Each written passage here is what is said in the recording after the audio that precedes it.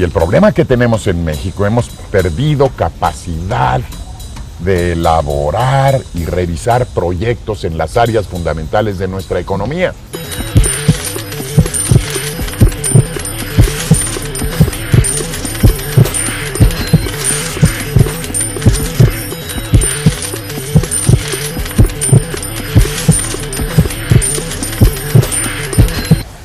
¿Qué tal, amigos? Bienvenidos una vez más a su programa Bolsa Llena, Corazón Contento. En esta ocasión vamos a abordar el candente tema de la crisis económica, de la cual están ustedes perfectamente enterados. Héctor, ¿qué tal? Bienvenido. ¿Qué tal, amigos? Aquí en Bolsa Llena, Corazón Contento, como siempre vamos a hablar de economía, en términos simples, en términos llanos, sin tecnicismos. Vamos a hablar de lo que a ustedes les interesa, lo que nos interesa a nosotros, de lo que está sucediendo ahorita en el mundo, lo que está sucediendo en México, que es un tema verdaderamente que nos apasiona y que nos interesa a todos. Les interesa a ustedes y nos interesa a nosotros. Gracias. Y para comentar, para analizar, para desmembrar qué es lo que está sucediendo, nos acompaña en esta ocasión el doctor, licenciado, ¿qué tal? ¿Cómo está? Don Jesús Silva Herzog, ex embajador de México en Estados Unidos, exsecretario de Hacienda. Bienvenido, muchas gracias. Encantado de estar aquí con ustedes. Y también tenemos un periodista invitado, Israel Rodríguez, periodista del periódico La Jornada. Gracias, Israel. Gracias a ustedes. Amigos, no se vayan, empezamos con ustedes en cuestión de segundos. La Secretaría de Hacienda y Crédito Público informó que el primer bimestre del año los ingresos presupuestarios del sector público se ubicaron en 440.700 millones de pesos, lo que representa un retroceso de 6.7% respecto del mismo periodo del año anterior. En el informe sobre las finanzas públicas y la deuda pública, subrayó Reforma, la Secretaría de Hacienda y Crédito Público reconoce: se registró un déficit público de 8.1 mil millones de pesos, resultado congruente con el déficit presupuestario aprobado y con la meta de equilibrio presupuestario para el año una vez descontada la inversión física de Pemex. Si se excluye la inversión de Pemex y se considera la parte que corresponde al periodo de enero-febrero de los ingresos previstos por las coberturas petroleras, que resultaría según la valoración a la fecha, el balance público a febrero de 2009 presentaría un superávit de 41.8 mil millones de pesos. La información de la dependencia federal también revela que el saldo de la deuda externa mexicana neta aumentó en 3.300 millones de dólares con respecto al cierre de 2008, en tanto que la interna disminuyó en 8.800 millones de pesos. La debilidad de la actividad económica seguirá afectando los ingresos tributarios. Puso como ejemplo que los ingresos tributarios como ICR, IETU e IVA están reflejando la debilidad de la actividad económica. Gracias, amigos, por mantener su atención en este programa Bolsa Llena, Corazón Contento. Doctor, las variables, las cifras económicas de este país están cambiando constantemente. Ahora mismo la Secretaría de Hacienda y Crédito Público está dando a conocer un nuevo panorama macroeconómico para 2009, el cual prevé una contracción del Producto Interno Bruto de menos 2.8% en este año, para el cual se había proyectado un crecimiento de 1.8%. Pero no solo eso, el nuevo marco macroeconómico previsto por la dependencia da prácticamente un giro de 180 grados, si se puede decir de esta manera, respecto a las proyecciones sobre las cuales se elaboraron los criterios generales de política económica para 2009 y que sirvieron como base para la elaboración de la ley de ingresos actualmente vigente y el presupuesto de egresos de la Federación. El dato quizá fundamental es que el precio del petróleo se queda en $42 por barril.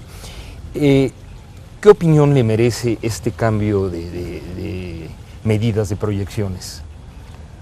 Bueno, creo que es interesante empezar esta discusión con esos números que acaban de ser publicados por la Secretaría de Hacienda.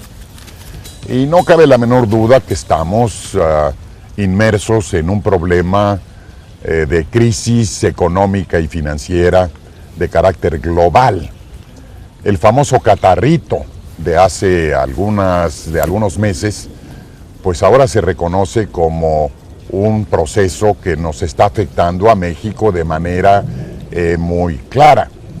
Es interesante destacar que así como las previsiones para el crecimiento de la economía mexicana han venido descendiendo en el curso de los últimos meses, también es el caso de los pronósticos acerca de la economía mundial. Hace apenas unos días, el Fondo Monetario Internacional, el Banco Mundial, la OECD, que son, digamos, focos de información de la economía mundial, también han venido reduciendo sus pronósticos de crecimiento de la economía mundial, y eso nos está pasando a nosotros. Cada vez que sale un pronóstico oficial, nos vamos para abajo. Déjenme nomás recordarle que cuando se hizo la presentación original del presupuesto para este año, el 8 de septiembre del 2008, se preveía un crecimiento para este año de 3.8%. Después Hacienda fue reduciendo sus pronósticos. Llegó un momento en que señalaba que íbamos a crecer al 1.8%, luego que íbamos a crecer al 0%, ante lo cual el gobernador del Banco de México dijo que era una estimación optimista. Y ahora ya de manera un poco más realista está señalando que es muy probable que nuestra economía se contraiga este año de 2009 en algo así como 2.8%. Debo decir también que hay un número importante de otros expertos, de gente que se encarga de tratar de visualizar lo que va a pasar en nuestra economía, que están estimando un crecimiento negativo mayor.